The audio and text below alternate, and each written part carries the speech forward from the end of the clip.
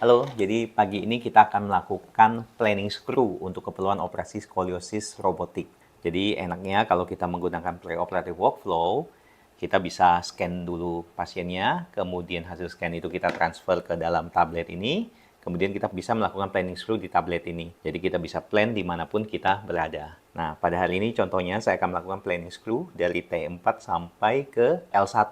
Nah, ini contoh gambaran tabletnya. Pertama-tama kita akan memilih dari mana kita akan melakukan pemasangan screw. Tadi kita pengen memasang dari T4, T5, 6, 7, 8, 9, 10, 11, 12, dan L1. Oke, kemudian kita akan memilih kasusnya. Dalam hal ini kita contoh pasien ini. Kemudian kita akan load dulu nih gambaran CT scan-nya. Oke, nah sekarang kita lihat bahwa hasil CT scan-nya sudah masuk ke dalam tablet ini. Di sini kita bisa lihat ini adalah tampilan sagital, tampilan dari samping. Ini adalah tampilan aksial, tampilan melintang. Di sini kita punya tampilan koronal dari depan belakang. Ini bisa kita geser lapis demi lapisnya. Begitu juga sama yang sebelah sini. Ini juga sama, lapis demi lapis kita bisa lihat. Dan ini adalah rekonstruksi 3 dimensinya. Di sini kita bisa lihat, kita bisa atur terang gelapnya, bisa putar-putar juga gambaran 3 dimensi ini. Kemudian kita akan melakukan planning screw. Nah, di sini tadi kita akan lakukan pemasangan screw pada level L1. Nah, kita pilih screw yang akan kita pasang. Ini L1 sebelah kiri. Ini pasiennya L1 kiri. Kita akan pasang di sebelah sini. Ini adalah L, left. Ini kanan, right. Kita mau pasang di L1 sebelah kiri, maka ruasnya adalah yang ini. L1 kita lihat di sini IGA itu T12, di bawah IGA adalah L1. Maka ini kita akan melakukan pemasangan skrup di sini. Nah, kalau kita lihat ini kan gambarnya belum benar nih. Jadi skrupnya bisa kita geser ke bawah dengan cara begini. Kita lihat dari samping bahwa skrupnya sudah bagus, masuk ke dalam tulang. Kemudian di gambaran melintang ini kita lihat skrupnya juga masuk ke dalam tulang.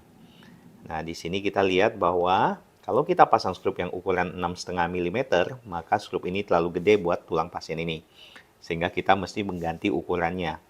Kita coba di ukuran 5,5 mm. Nah, kita lihat ukuran ini pas nih. Tinggal kita geser saja.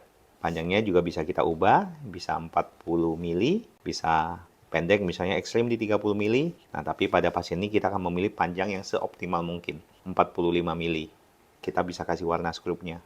Nah, ini kurang lebih gambarannya. Ini yang kiri, kita lihat dari samping sudah oke, dari melintang sudah oke.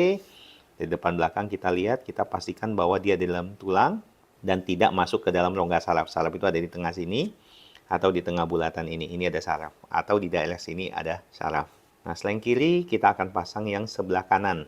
Ini sama juga, kita pilih L1 kanan, kemudian kita geser.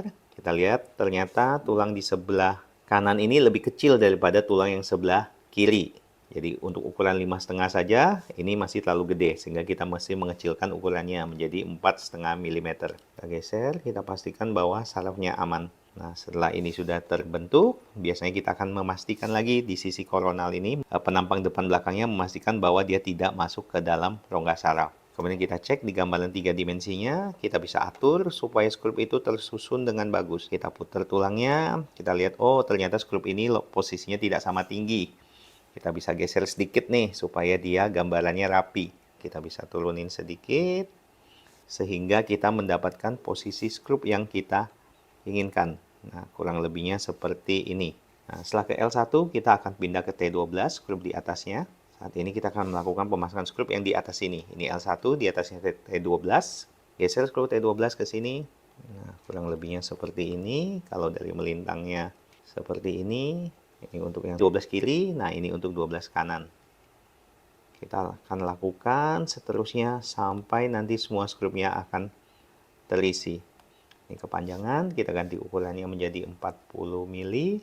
Kita lihat untuk diameternya sudah oke, 5,5. Yang sebelah sini juga sudah oke. Kita lihat di sini, di 3 dimensinya, skrup ini belum rapi. Kita geser ke bawah sehingga dia menjadi lebih rapi. Jadi antara skrup yang satu dan skrup yang lainnya saling berimpit. Kalau kita pengen lihat kira-kira di foto X-ray nantinya akan menjadi seperti apa, kita bisa ubah ketebalannya. Bisa kita geser begini. Atau bisa juga kita klik begini. Ini 3 dimensinya dalam bentuk tulang. Kita bisa klik lagi, ini bahkan sampai ke kulit dan ototnya bisa kelihatan. Kita geser lagi. Nah, ini adalah kurang lebih tampilan dari ronsen kalau kita melakukan ronsen. Ini terlalu terang, kita gelapin sedikit. Gambaran melintangnya, ini gambaran dari samping, ini gambaran depan belakangnya. Nah, kurang lebih kalau nanti kita ronsen jadinya akan seperti ini.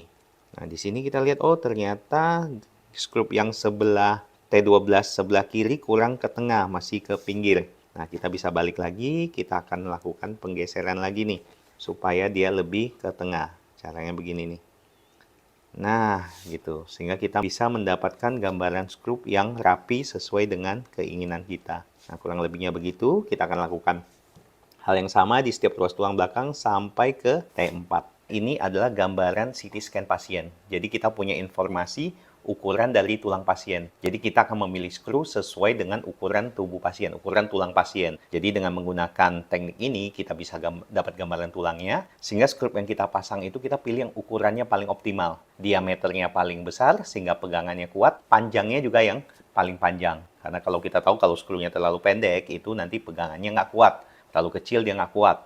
Kalau terlalu gede, ada risiko mencederai saraf, atau terlalu panjang bisa mencederai paru-paru atau pembuluh darah di depannya. Kalau misalnya dulu kita memasang skrup tanpa menggunakan robot, kita mengira-ngira, oh kalau pasien dewasa, pasien misalnya 15 tahun, 16 tahun, atau dewasa 30-an tahun, 40-an tahun, kita akan memasang untuk regiotorakal, punggung tengah, itu biasanya kita menggunakan diameter 5,5 mm dengan panjang sekitar 40. Nah, pada pasien ini tadi kita lihat bahwa, oh ternyata di T12-nya ukuran diameternya memang 5,5, tetapi panjangnya ternyata bisa 45 mili. Nah, kalau kita mengira-kira, biasanya kita cuma pasang yang 40 mm. Setelah kita planning di sini, maka hasil planning kita akan kita upload ke robot. Kemudian ketika kita mau melakukan operasi, kita hanya menginjak satu tombol. Kemudian tangan robot itu akan bergerak mengarahkan di mana kita mesti memasang skrup sesuai dengan planningnya kita.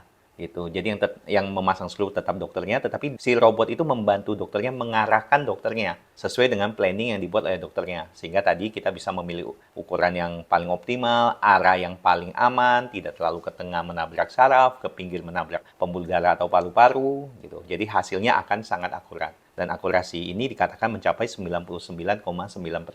Jadi bagaimana? Udah mengerti? Kalau belum mengerti, kamu tanyakan di kolom komentar. Berikutnya, kita akan bikin tutorial untuk operasi skoliosis dengan menggunakan robot.